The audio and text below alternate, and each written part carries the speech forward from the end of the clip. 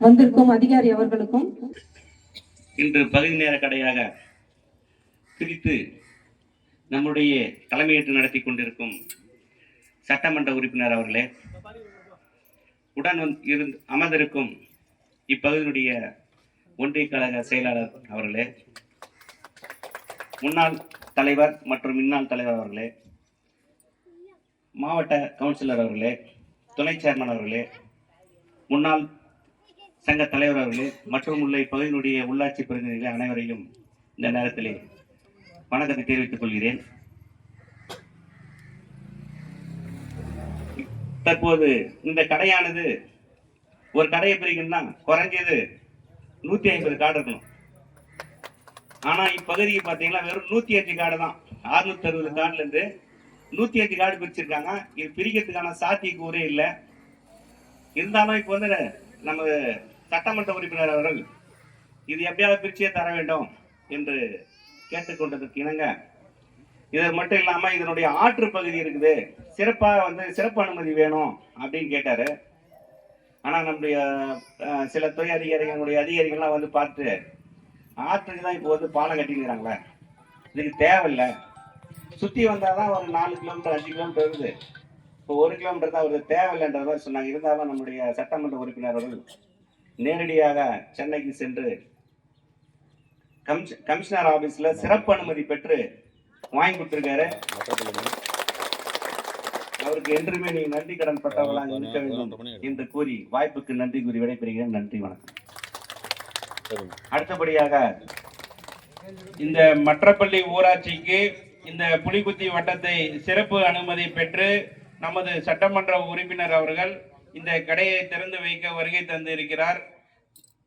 அவருடன் வருகை தந்துள்ள மாவட்ட கவுன்சில் இந்த மற்றப்பள்ளி ஊராட்சி பகுதியில் குறிப்பாக நம்முடைய புலிக்குத்தி வட்டத்திற்கு தமிழ்நாடு முதலமைச்சர் அவர்களின் ஆதரவோடு இன்று திறக்கின்ற நியாய விலை கடையை தலைமையேற்று நடத்தி கொண்டிருக்கின்ற கசிநாயக்கம்பட்டி பெற்றோர் ஆசிரியர் சங்கத்தின் தலைவர், ஒன்றிய கழகத்தின் செயலாளர், அருமை சகோதரர் மோகன்ராஜ் அவர்களே, இந்த நல்லதொரு நிகழ்ச்சியில் கலந்து கொண்டிருக்கின்ற மாவட்ட ஊராட்சி குழு உறுப்பினர் வழக்கறிஞர் அருமை சகோதரர் குணசேகரன் அவர்களே, இந்த நிகழ்ச்சியில் மேடையில் வீட்டிருக்கின்ற ஊராட்சி மன்றத்தின் தலைவர் அருமை சகோதரி அவர்களே, குறிப்பாக ஜமுனபுதூர் ஊராட்சி மன்றத்தின் தலைவர் அவர்களே, ஏகே மோட்டூர் ஊராட்சி மன்றத்தின் துணைத் தலைவர் அவர்களே, மற்றப்பள்ளி ஊராட்சி மன்றத்தின் துணைத் தலைவர் அவர்களே, மேலும் இந்த பகுதிக்கு என்னை பலமுறை அலுவலகத்தில் சந்தித்து இந்த ரேஷன் கடை இந்த பகுதிக்கு எங்களுக்கு அவசியம் வேணும் அப்படின்னு சொல்லி தொடர் முயற்சி எடுத்த அண்ணன்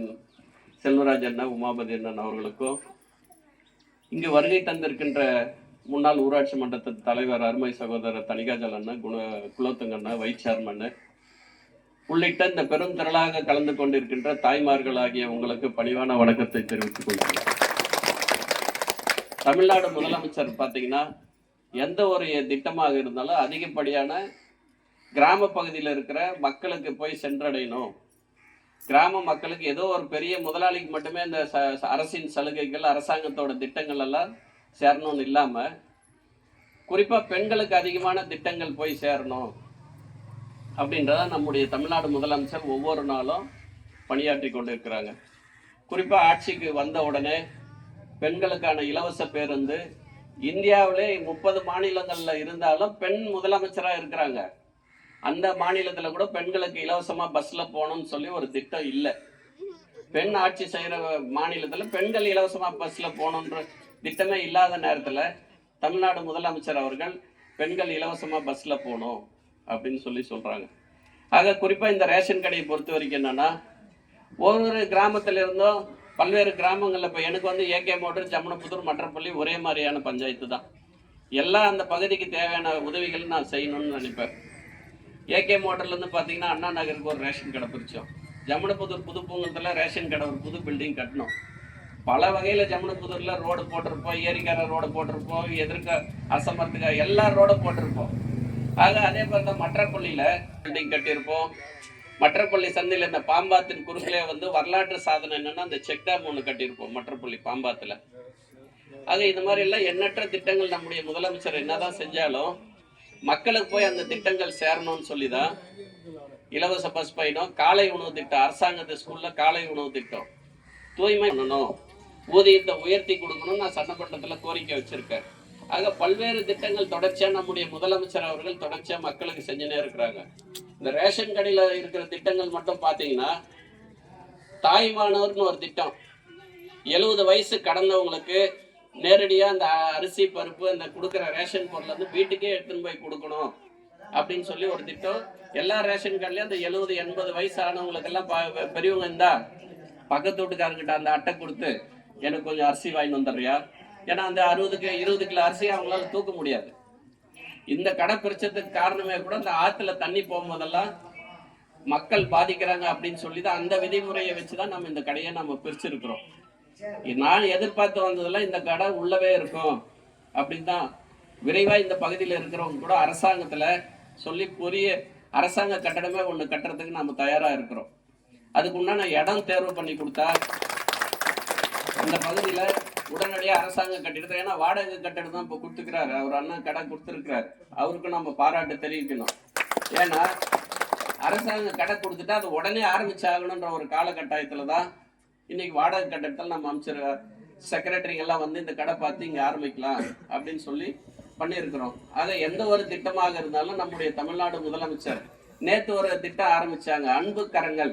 அப்படின்னா ஒரு குழந்தைக்கு அப்பா அம்மா இல்லாதவங்க, இல்ல ஒரு அப்பா யாராவது அதுல ஒருத்தர் அம்மா இல்லையோ அப்பா இல்லையோ அந்த மாதிரி இறந்துட்டவங்களுக்கு, இல்ல அவங்களோட அந்த குழந்தைய விட்டுட்டு போயிட்டு இருந்தா, அந்த பெத்தவங்க அந்த குழந்தைய விட்டுட்டு போயிட்டு இருந்தா 18 வயசு முடிகிற வரைக்கும் மாசம் 2000 ரூபாய் கொடுக்குற திட்டம் நேற்று கலெக்டர் ஆபீஸ்ல முதலமைச்சர் அவங்க காணொலி மூலியமா தொடங்கி வச்சிருக்கிறாங்க. ஆக இதை விட ஒரு திட்டங்களை வந்து யார் பார்ப்பாங்க? மாற்றுத்திறனாளியா இருக்கிறவங்களுக்கு வந்து உள்ளாட்சி அமைப்புல இடம் கொடுக்குறாங்க. நேமினேட் இப்ப வந்து பாத்தீங்கன்னா ஒரு தலைவர் மாற்றுத்திறனாளி யாருன்னா இருந்தா அவங்க அந்த பஞ்சாயத்துல வார்டு நம்பர் ஆகலாம், அந்த யூனியன்ல ஒன்றிய கவுன்சிலர் ஆகலாம், அங்க மாவட்ட கவுன்சிலர் ஆகலாம். மாற்றுத்திறனாளியை பாக்குறாரு, அப்பா அம்மா இல்லாத குழந்தைங்களை பாக்குறாரு, காலை உணவு திட்டம் பாக்குறாரு. ஆக எண்ணற்ற திட்டங்களை நம்முடைய மக்களுக்கு நேரடியா போய் சேர்கின்ற வகையில தான் நம்முடைய முதலமைச்சர் அவர்கள் செஞ்சுன்னு இருக்கிறாங்க. இன்னைக்கு பாத்தீங்கன்னா மத்திய அரசாங்கத்துல இருக்கிற மோடி அதிமுகவோட கூட்டணி வச்சு எப்படியாவது இந்த அதிமுகக்குள்ள ஒரு குழப்பத்தை ஏற்படுத்தி அதை அந்த கட்சியை 4ஆ பிரிச்சு பாரதிய ஜனதா கட்சி முதலமைச்சர் ஆயிடலான்னு சொல்லி பாக்குறாங்க. ஆனா நாட்டுல அது நிலவரம் இல்லை. தமிழ்நாட்டுல 2026ல 100% முதலமைச்சர் மு.க. ஸ்டாலின் தலைமையிலான ஆட்சி. இந்த திருப்பத்தூர் சட்டமன்ற தொகுதியில யார் உதயசூரியன் சின்னத்தில் எந்த கூட்டணி கட்சியில நின்னாலும் சரி, யார் நின்னாலும் 40,000 வாக்கு வித்தியாசத்தில் இந்த சட்டமன்ற தொகுதி வெற்றி பெறும் என்பதை நல்ல ஒரு வாய்ப்பான இந்த நேரத்தில் தெரிவித்து வருகை தந்திருக்கின்ற தாய்மார்கள் சகோதரிகள் எல்லாம் நிறைய பேர் வந்திருக்கிறீங்க. ஆக உங்களுக்கான ஒரு ஆட்சி தான் முதலமைச்சர் செய்து கொண்டிருக்கிறார் என்பதை நல்ல வேளையில் சொல்லி வாய்ப்பு வழங்கிய நம்முடைய ஜபனபுதூர், மற்றப்பள்ளி, ஏகே மோட்டார் பகுதியில் இருக்கின்ற கிளைக்கழக நிர்வாகிகள், கலந்து கொண்டிருக்கின்ற தாய்மார்கள் அத்தனை பேருக்கு